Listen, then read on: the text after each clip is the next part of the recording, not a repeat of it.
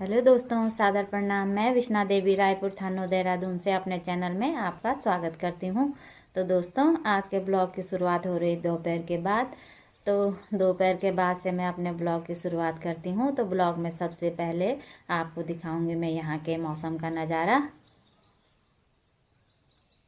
दोस्तों, रायपुर थानो देहरादून की हसीन वादियाँ, ये उत्तराखंड देवभूमि की इस तरह से मौसम बना हुआ है आज यहाँ पे। ये देखिए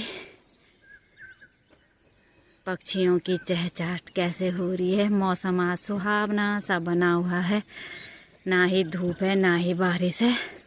इस तरह से मौसम का नज़ारा बना हुआ है। आसमान में खूब सारे घनेरे बादल हो रखे हैं और देखिए मौसम इस तरह से बना हुआ है।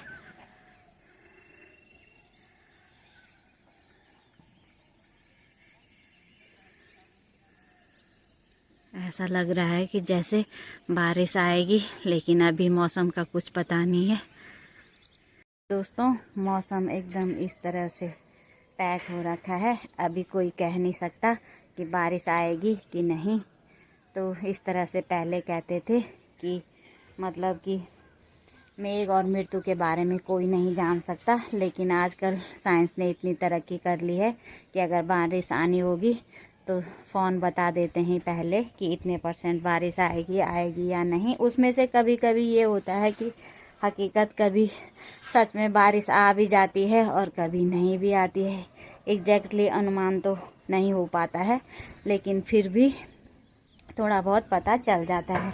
तो मौसम की जानकारी देने के बाद दोस्तों, मैं ले चलती हूँ आपको हमारे यहाँ पे जो पहले ब्लॉग में मैंने आम की पत्तियाँ और कोंपले दिखाई थी, तो अब उनमें छोटी छोटी देखिए क्या बन गई हैं। पर यहाँ के आने के बाद जब मैं आई यहाँ पे, तो यहाँ पे बहुत सारे पेड़ हैं आम के। वो बगीचे पहले ही बिक जाते हैं और हमारे घर के बगल में हमारा ये छोटा सा पेड़ है। तो मतलब पहले तो इसकी टहनियाँ काफ़ी बड़ी थी, लेकिन बाद में ये मकान की तरफ आ रहा था तो हमने इसकी टहनियाँ थोड़ा कम कर दी और अब ये छोटा सा है। तो ये देखिए इस तरह से ये इसमें आम बन के तैयार हों। धीरे धीरे जैसे ये बड़े होंगे तो मैं अपने ब्लॉग में आपको दिखाती रहूँगी।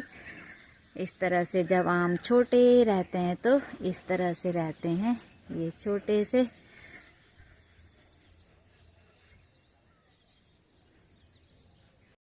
तो दोस्तों, प्रकृति ने हमें अनेकों हजारों चीज़ दी हैं, मतलब पशु पक्षी पेड़ पौधे हर किसी के रूप में प्रकृति ने हमें कई चीज़ें दी हैं।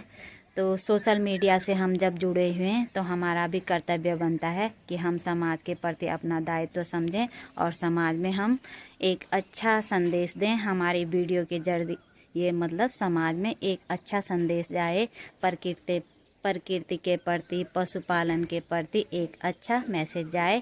जितने भी लोग सोशल मीडिया से जुड़े हैं तो मेरी उन सभी से यही प्रार्थना है कि हम अपनी जिम्मेदारियों को समझें और समाज में एक अच्छा संदेश देने की कोशिश करें।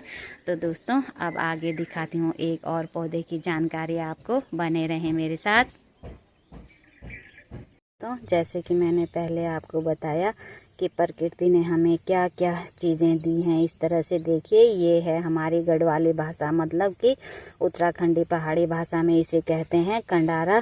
तो ये कंडारा यहाँ पे एक हमारे बगल पे ही एक प्लॉट है, बिका हुआ तो ये है, पर इसमें देखो कुछ कुछ तो घास की पत्तियाँ हैं और कुछ ये इस तरह से कंडारा का पौधा। तो पहले मुझे भी नहीं था पता, मतलब पता तो था पहाड़ी इलाके से, जब मैं पहले अपने गाँव में रहती थी, कि इसे कंडारा कहते हैं, लेकिन मैं फिर भी सोचती थी क्या पता ये यहाँ दूसरी तरह का है। लेकिन जब मुझे भी देख के यूट्यूब पे और फेसबुक पे भी मुझे भी किसी ने बताया कि ये एक तरह की मतलब दवाई के नाम से जाना जाता है। इसकी जड़ जो बवासीर होती है जिन लोगों को, तो ये उनके लिए बहुत ही गुणकारी औषधि है। इसकी जड़ यहाँ से हम निकालेंगे खोद के, और इसकी जड़ जब उन्हें देते हैं तो उन्हें काफ़ी आराम मिलता है बवासीर में।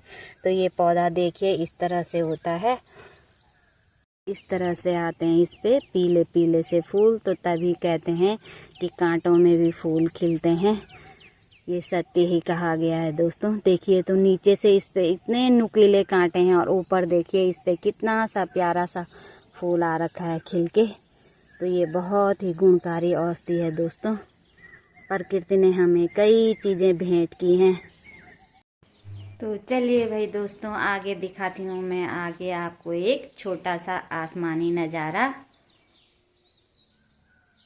तो देखिए मेरे घर के सामने ही इस पहाड़ी पे ऊपर से कोई पैराग्लाइडिंग कर रहा है। तो देखिए किस तरह से ये छतरी हल्के हल्के दिख रही है।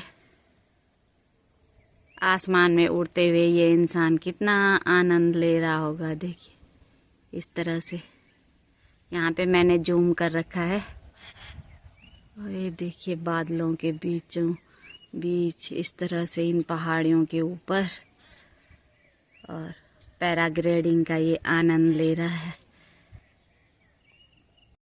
तो दोस्तों अपनी इन्हीं छोटी छोटी जानकारियों के साथ आज के ब्लॉग को मैं समाप्त करती हूँ। आशा और उम्मीद करती हूँ कि आज का ब्लॉग आपको पसंद आया होगा। अगर आप मेरे चैनल पे नए हैं तो चैनल को सब्सक्राइब करें, लाइक करें, कमेंट करें, दोस्तों के साथ खूब शेयर करें। और मिलती हूँ आपको एक नई आशा नई उमंग के साथ अगले ब्लॉग में। तब तक के लिए धन्यवाद। जय देवभूमि, जय उत्तराखंड।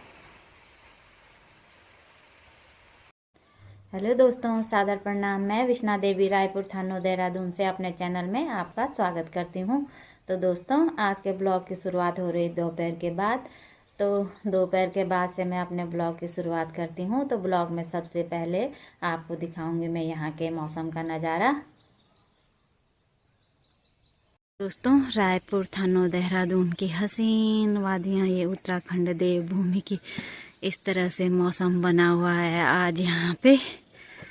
ये देखिए पक्षियों की चहचहाट कैसे हो रही है। मौसम आज सुहावना सा बना हुआ है, ना ही धूप है ना ही बारिश है। इस तरह से मौसम का नज़ारा बना हुआ है। आसमान में खूब सारे घनेरे बादल हो रखे हैं और देखिए मौसम इस तरह से बना हुआ है।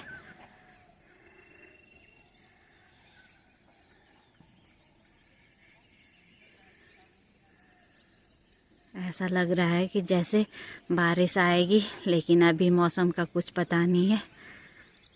दोस्तों मौसम एकदम इस तरह से पैक हो रखा है, अभी कोई कह नहीं सकता कि बारिश आएगी कि नहीं। तो इस तरह से पहले कहते थे कि मतलब कि मेघ और मृत्यु के बारे में कोई नहीं जान सकता, लेकिन आजकल साइंस ने इतनी तरक्की कर ली है कि अगर बारिश आनी होगी तो फ़ोन बता देते हैं पहले कि इतने % बारिश आएगी या नहीं। उसमें से कभी कभी ये होता है कि हकीकत कभी सच में बारिश आ भी जाती है और कभी नहीं भी आती है।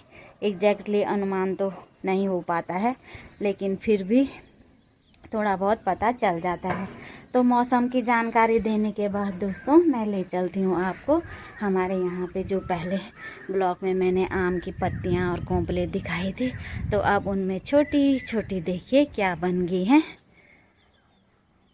कोंपलों के बीच में ये बन गए हैं छोटे छोटे आम। क्योंकि जहाँ पे जो चीज़ नहीं होती है तो मन में एक उत्सुकता सी रहती है कि यार किस तरह से आम तैयार होते होंगे। मुझे भी पहले पता नहीं था, पर यहाँ के आने के बाद जब मैं आई यहाँ पे तो यहाँ पे बहुत सारे पेड़ हैं आम के। वो बगीचे पहले ही बिक जाते हैं और हमारे घर के बगल में हमारा ये छोटा सा पेड़ है। तो मतलब पहले तो इसकी टहनियाँ काफ़ी बड़ी थी, लेकिन बाद में ये मकान की तरफ आ रहा था तो हमने इसकी टहनियाँ थोड़ा कम कर दी और अब ये छोटा सा है। तो ये देखिए इस तरह से ये इसमें आम बन के तैयार हों। धीरे धीरे जैसे ये बड़े होंगे तो मैं अपने ब्लॉग में आपको दिखाती रहूँगी। इस तरह से जब आम छोटे रहते हैं तो इस तरह से रहते हैं ये छोटे से।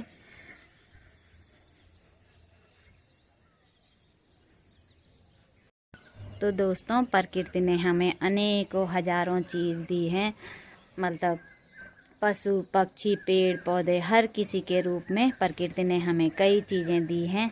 तो सोशल मीडिया से हम जब जुड़े हुए हैं तो हमारा भी कर्तव्य बनता है कि हम समाज के प्रति अपना दायित्व समझें और समाज में हम एक अच्छा संदेश दें। हमारी वीडियो के जरिए मतलब समाज में एक अच्छा संदेश जाए, प्रकृति के प्रति, पशुपालन के प्रति एक अच्छा मैसेज जाए। जितने भी लोग सोशल मीडिया से जुड़े हैं तो मेरी उन सभी से यही प्रार्थना है कि हम अपनी जिम्मेदारियों को समझें और समाज में एक अच्छा संदेश देने की कोशिश करें। तो दोस्तों अब आगे दिखाती हूँ एक और पौधे की जानकारी आपको, बने रहें मेरे साथ। तो जैसे कि मैंने पहले आपको बताया कि प्रकृति ने हमें क्या क्या चीज़ें दी हैं, इस तरह से देखिए ये है हमारी गढ़वाली भाषा, मतलब कि उत्तराखंडी पहाड़ी भाषा में इसे कहते हैं कंडारा।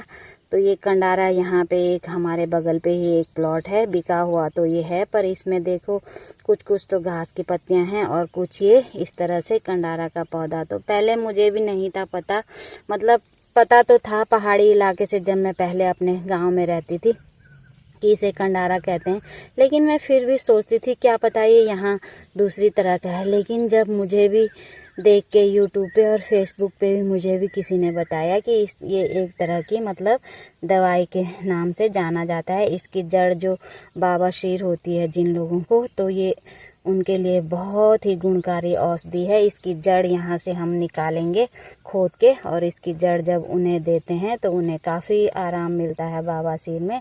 तो ये पौधा देखिए इस तरह से होता है, इस तरह से आते हैं इस पे पीले पीले से फूल। तो तभी कहते हैं कि कांटों में भी फूल खिलते हैं, ये सत्य ही कहा गया है दोस्तों। देखिए तो नीचे से इस पे इतने नुकीले कांटे हैं और ऊपर देखिए इस पे कितना सा प्यारा सा फूल आ रखा है खिल के।